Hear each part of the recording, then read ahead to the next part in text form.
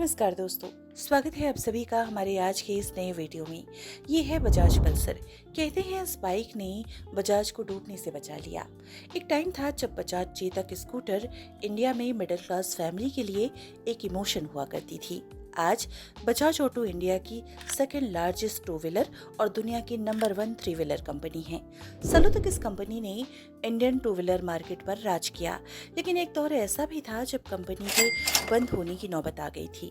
तब जापान की Kawasaki motor की KV100 और कैलिपर जैसी बाइक्स ने बजाज को डूबने से बचा लिया था।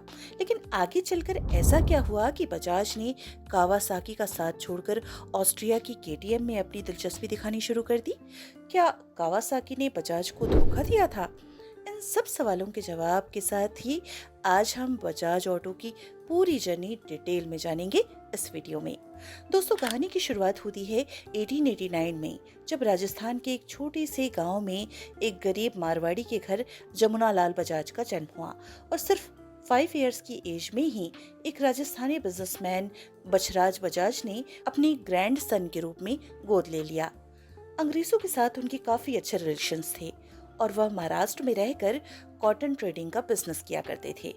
केवल 4 साल की फॉर्मल एजुकेशन के बाद ही जमुनालाल भी इसी बिजनेस से जुड़ गए और बिजनेस के तौर तरीके सीखने लगे। बछराज जी की डेथ के बाद जमुनालाल ने बिजनेस को अपने हाथों में ले लिया और 1927 में Bachhraj and company private limited के नाम से एक नई कंपनी की नींव रखी और इस तरह बजाज ग्रुप के विशाल बिजनेस एम्पायर की शुरुआत हुई। जमुनालाल बजाज अंग्रेजी हुकूमत के सख्त खिलाफ थे और महात्मा गांधी के स्वदेशी आंदोलन से जुड़े हुए थे। उन्होंने तमाम फैक्ट्रीज की शुरुआत की ताकि लोगों को रोजगार मिल सके और हम देश में ही बने सामानों का इस्तेमाल करें। गांधी जी के कहने पर उन्होंने 1931 में यूपी के लखीमपुर खीरी में हिंदुस्तान शुगर मिल की शुरुआत की, जो आज बजाज हिंदुस्तान लिमिटेड के नाम से जाना जाता है और एशिया का सबसे बड़ा शुगर मिल है। जमुनालाल जी जब गांधी जी के साथ फ्रीडम मूवमेंट में काफी बिजी रहने लगे तो बिजनेस को उनके बड़े बेटे कमल नयन बजाज संभालने लगे, जो कैम्ब्रिज से अपनी पढ़ाई पूरी करके वापस आए थे और बिजनेस संभालते ही उसको scooter, three wheeler, cement, steel, electrical appliance जैसे अलग अलग सेक्टरों में डाइवर्सिफाई करना शुरू कर दिया। 1945 में उन्होंने Bachhraj trading corporation private limited की नींव रखी, जिसे आज हम बजाज ऑटो के नाम से जानते हैं। दोस्तों, वैसे तो बजाज ग्रुप आज इंडिया की 3rd लार्जेस्ट बिजनेस ग्रुप है, जिसका कंबाइंड मार्केट कैप लगभग 8 लाख करोड़ है। लेकिन आगे वीडियो में हम सिर्फ बजाज ऑटो की जर्नी को डिटेल में ही जानने वाले हैं। आजादी के बाद हमारे देश में टू व्हीलर की सख्त जरूरत थी, लेकिन हमारे पास न तो इसकी टेक्नोलॉजी थी और न ही रिसर्च और डेवलपमेंट की सुविधा, और साथ ही गवर्नमेंट की तरफ से इतनी पाबंदियां थीं कि कोई भी विदेशी कंपनी इंडिया में अपना बिजनेस नहीं कर सकता था। इसलिए कमल नयन बजाज यूरोपियन कंट्रीज से टू व्हीलर और थ्री व्हीलर भेजने लगे। फिर साल आया 1959, जब उन्हें गवर्नमेंट से प्रोडक्शन का भी लाइसेंस मिल गया और अगले ही साल कंपनी को बजाज ऑटो के नाम से एक पब्लिक लिमिटेड कंपनी बना दी गई। लेकिन अब मुश्किल तो ये था कि आखिर प्रोडक्शन किया कैसे जाए, और इसके लिए बजाज ने इटली की एक फेमस ऑटोमेकर पियाजियो से एक डील साइन की, जिसमें उन्हें वेस्पा स्कूटर के भारत में बनाने और बेचने का लाइसेंस मिल गया। वेस्पा पियाजियो की एक सक्सेसफुल स्कूटर थी जो इटली और दूसरे यूरोपियन देशों में काफी पसंद की जाती थी और इंडिया में भी लॉन्च के बाद इसे लोगों का काफी अच्छा रिस्पांस मिलने लगा। और फिर 1965 में कमल नयन बजाज ने अपने बिजनेस की सारी जिम्मेदारी अपने बेटे राहुल बजाज को सौंप दी, जो हार्वर्ड बिजनेस स्कूल से MBA की पढ़ाई कंप्लीट करके वापस आए थे। राहुल बजाज कंपनी के बिजनेस को तेजी से एक्सपेंड करना चाहते थे, लेकिन एक तरफ जहां गवर्नमेंट के परमिशन के बिना कुछ भी कर पाना पॉसिबल नहीं था, वहीं दूसरी तरफ 1971 में पियाजियो ने भी अपने लाइसेंस को रिन्यू नहीं किया। अब बजाज को अपना अस्तित्व बचाने के लिए खुद का एक टू व्हीलर बनाने की मजबूरी थी। पूरी टीम ने दिन रात मेहनत की और 1972 में वेस्पा से ही इंस्पायर एक स्कूटर बजाज चेतक को मार्केट में उतारा गया। API लिबरेटा के बाद बजाज चेतक भारत में बना दूसरा स्कूटर था। अगर आपका जन्म 19 के दशक में या उससे पहले हुआ है तो आप बजाज चेतक स्कूटर के बारे में जरूर जानते होंगे, और आपने भले ही इस स्कूटर को चलाया हो या नहीं, लेकिन इसकी फेमस जिंगल हमारा बजाज जरूर गुनगुनाया होगा। हमारा बजाज, हमारा बजाज। इसकी सेल्स इतनी तेजी से ऊपर गई कि बुकिंग करवाने के बाद डिलीवरी के लिए लोगों को सालों वेट करना पड़ा। आम लोग बड़े शान से अपनी फैमिली को लेकर इस पर चला करते थे और इसी स्कूटर की इंडियन टू व्हीलर मार्केट में मोनोपोली सी हो गई।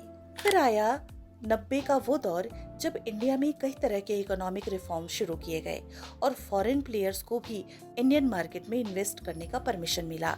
बहुत सारे इंटरनेशनल प्लेयर्स तो सालों से वेट कर रहे होते हैं कि कब इंडियन मार्केट में एंट्री ले पाएंगे, और गवर्नमेंट के इस मूव ने उनको एंट्री लेने का एक मौका दे दिया।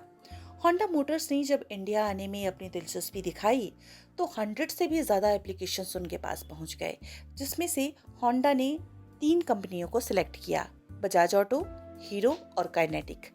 लेकिन बजाज उस समय काफी बड़ा प्लेयर था, इसलिए होंडा 2 छोटे प्लेयर्स के साथ जाने के लिए डिसाइड करता है। वो मोटरसाइकिल का बिजनेस हीरो को देता है और स्कूटर का जो बिजनेस होता है वो काइनेटिक को दे देता है। बस अब यहीं से शुरुआत थी बजाज के बुरे दिनों की। हीरो होंडा की मोटरसाइकिल और काइनेटिक होंडा के स्कूटर के चलते लोगों में गियर वाले स्कूटर की पॉपुलैरिटी काफी कम होने लगती है, जिसका सीधा असर बजाज चेतक की सेल्स पर पड़ता है, क्योंकि उनका 80% रेवेन्यू चेतक की सेल से ही आई थी। बाकी रही सही कसर यामाहा RS100 और राजदूत ने पूरी कर दी। बजाज ऑटो की वैल्यूएशन ईयर ऑन ईयर 40% की रेट से गिरने लगी। नौबत तो ये आ गई कि मार्केट एनालिस्ट अब बजाज ऑटो के अंत को देखने लगे थे। राहुल बजाज ने जिस बजाज ऑटो को 7.5 करोड़ से 12,000 करोड़ की कंपनी बनाया था, उसी कंपनी को अपने आंखों के सामने बर्बाद होते हुए देख रहे थे। लेकिन उनके पास कोई ऑप्शन नहीं था। होंडा, यामाहा और सुजुकी के रिफाइंड और रिलायबल इंजन का मुकाबला तो बजाज चेतक से नहीं कर सकते थे। लेकिन अब समय बदलने वाला था। कहानी में एंट्री होने वाली थी एक ऐसे शख्स की जिसने बजाज ऑटो की किस्मत को पलट कर रख दिया। वो शख्स थे राहुल बजाज के बड़े बेटे राजीव बजाज, जिन्होंने 1988 में मैकेनिकल इंजीनियरिंग में अपनी डिग्री हासिल की। उनकी सोच अपने पिता से बिल्कुल अलग थी, जिसकी वजह से उनके बीच काफी मतभेद भी थे। लेकिन अभी प्रायोरिटी थी बजाज को बचाने की। राजीव बजाज ने स्कूटर बिजनेस की हिस्ट्री को भूलकर बाइक प्रोडक्शन में आगे बढ़ने का फैसला किया और अर्ली 2000 में जापान की कावासाकी के साथ पार्टनरशिप में KV100, बॉक्सर, कैलिबर, एलिमिनेटर और विंट 125 जैसी बाइक्स को मार्केट में लॉन्च किया गया। साथ ही Africa, Nigeria, Mexico, Latin America और फिलीपींस जैसे देशों में इसको एक्सपोर्ट भी किया जाने लगा। बॉक्सर बाइक तो अफ्रीका की लार्जेस्ट सेलिंग बाइक बन गई और कावासाकी, बजाज, कैलिबर को इंडिया में अच्छा रिस्पांस मिला। लेकिन फिर भी बजाज ऑटो की market position Hero, Honda, Yamaha और सुजुकी के सामने लगातार नीचे गिरती जा रही थी। राजीव बजाज ने अपनी स्ट्रीट्स को पूरी तरह से चेंज किया।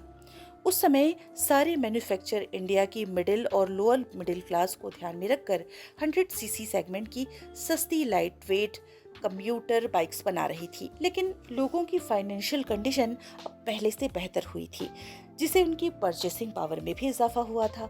और इन्हीं सभी बातों को ध्यान में रखकर बजाज की रिसर्च और डेवलपमेंट टीम ने एक पावरफुल और परफॉर्मेंस बाइक को तैयार करने के लिए काम करना शुरू किया और साल 2001 में पल्सर 150 और पल्सर 180 को भारतीय मार्केट में लॉन्च किया गया। ज्यादा बड़ी और powerful engine, long vehicle base और मस्कुलर स्टाइलिंग के साथ पल्सर एक प्रीमियम बाइक के साथ ही डिस्क ब्रेक और साइड स्टैंड इंडिकेटर इसे दूसरी बाइक से अलग बनाती थी। राजीव बजाज की डिफरेंट स्ट्रेटजी काम कर गई और पल्सर बाइक ने मार्केट में ऐसी धूम मचाई कि बजाज ऑटो एक बार फिर कंपटीशन में वापस आ गया।